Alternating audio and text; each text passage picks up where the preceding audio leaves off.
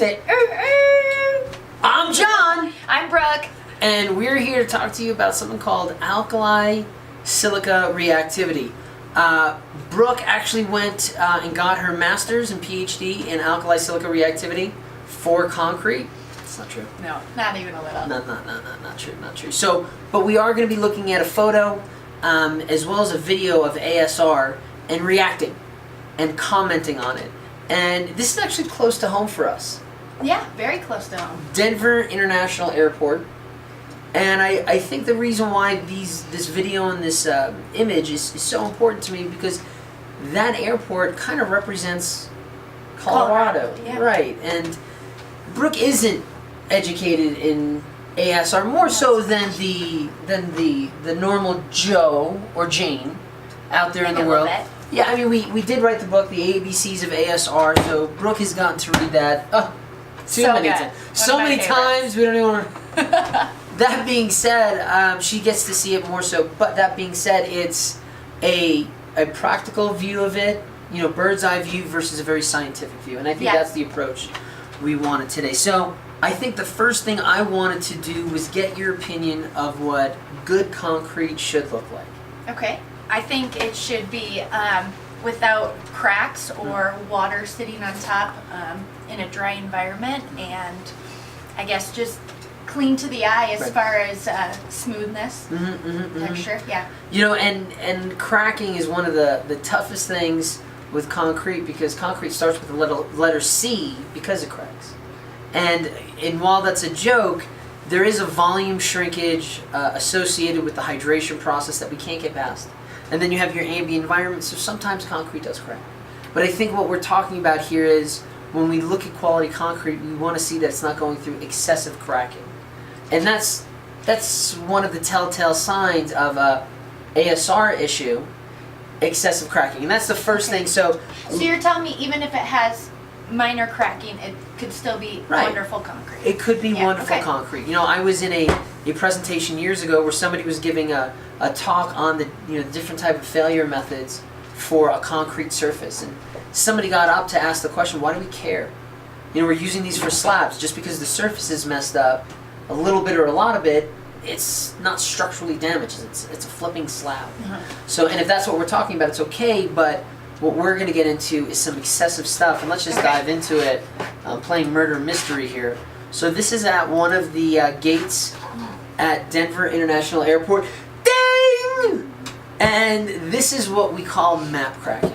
Okay. Now, you don't have the trained eye to look for the hairline cracks, the minutia, but do you see something wrong here? Oh yeah, it's scary looking. It's scary looking. And map cracking, do you know why they call it map cracking? Because it's cracked across the map? Well, it looks like a city map. Okay. When you look at it bird's eye view, I mean, in the bottom middle portion, you can see, even from this bird's eye view, that there's a change to the surface of the concrete. Yeah. And that's where ASR becomes an issue.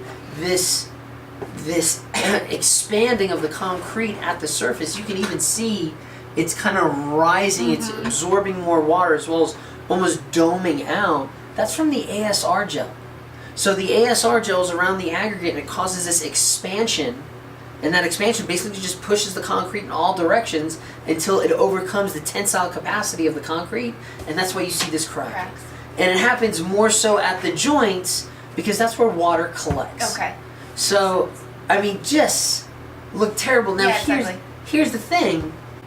Do we really care about that? I mean, it is a busy airport where people are coming, and it should be, I think, especially if it's a tax-funded operation, the quality there is subpar. Maybe it's not tax-funded. It's not our place to talk about funding. Maybe it's funded from the tickets that we purchase, or the Einstein's Bagel, or going to what's his name steakhouse, Elway's. There's a portion of that the vendors give back to the airport to pay for things like maintenance. So, I mean, when it comes down to it, it does shorten the service life, especially when it starts.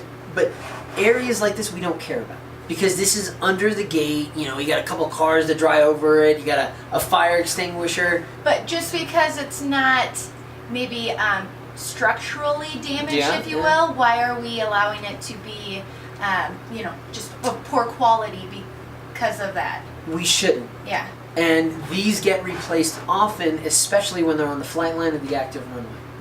So when it goes on when you see this on the active runway and these little spots here start popping off, you have the scaling, that's when it becomes damaging to the airports, as well as the airplanes, and that's called foreign object damage, FOD. So this becomes a huge problem when it starts getting on our taxiways, and the taxiway is up here somewhere. Okay. So let's jump into our last thing that we're going to analyze, and it's not just the slabs, the runways that we care about, it's the infrastructure holding up the decking and the building and the parking lots. Look at that. I mean, you want to talk about some ASR damage. I mean, that stuff is just bleeding out. That is gorgeous. This is some map cracking right there, some gel leaching. Folks, if you're ever wondering how to recognize ASR damage, boom shakalaka. The concrete is dry, but where the cracks are, it absorbed and it's releasing water and alkalis. And here's the thing: while this is not a load-bearing member of the building, the columns or the parking garage, the interior columns look like this too. And the further we get away from moisture, the rain, the less aggressive it gets, but you still see that. Now, again, I mean, here, look, it's going on right here on the side too, Yeah, sure on the wall. So then, Both sides, yeah. as somebody who puts money into, or being a local, I mean, why can't we fix that? You know, the question is not why can we hide it, but that should be of a concern. And when you say it gets replaced often on the last photo, is it replaced with the same crappy cement? Concrete, sorry. And it might be cement, but no, I think there are changes to some materials and there are some mitigation methods of the folks who are making and placing the concrete, but you know, this can't be replaced. Yeah. You know, this is part of that infrastructure of the structure behind the structure. You know, what's holding it up, what's bearing the loads. And then if you look at, you know, the walls, you still have that going on. Let me see if I can zoom in. You can't zoom in on this, can't you? So you can kind of see it right over here going on. See all the cracking going here? So it's rampant throughout. So, you know, there's a bridge that crossed over, I think it was from New Jersey to New York. It was the Tappan Zee Bridge. And we used to go, as kids, we used to use that bridge to get to our sleepaway camp. And I started taking engineering courses at the Air Force Academy, and one of the things that we talked about was, you know, the Tappan Zee Bridge and how the infrastructure is, you know, decades old, it's falling apart. And I would not drive across the Tappan Zee because I could see the signs of failure. And that's what I see with this. Normally with ASR, it's not a catastrophic failure, but if anything, this shortens the life of the concrete and eventually will lead to another failure mechanism like steel corrosion, and we'll have to rip out and replace that, which, dude, getting in and out of Denver International right now is just a headache and a half. And that's while construction is going on and while it's not. So, yeah, so what are your thoughts? Yeah, I think it's subpar, and I'll probably be parking outside. At least on ground level outside of the airport. That's where Whitney loves parking at the top, and it just, like I said, it's not going to be a catastrophic failure, but still, man, that scares the ever-living poop out of me. Yeah, it doesn't make sense that for such a highly trafficked area we're allowed it.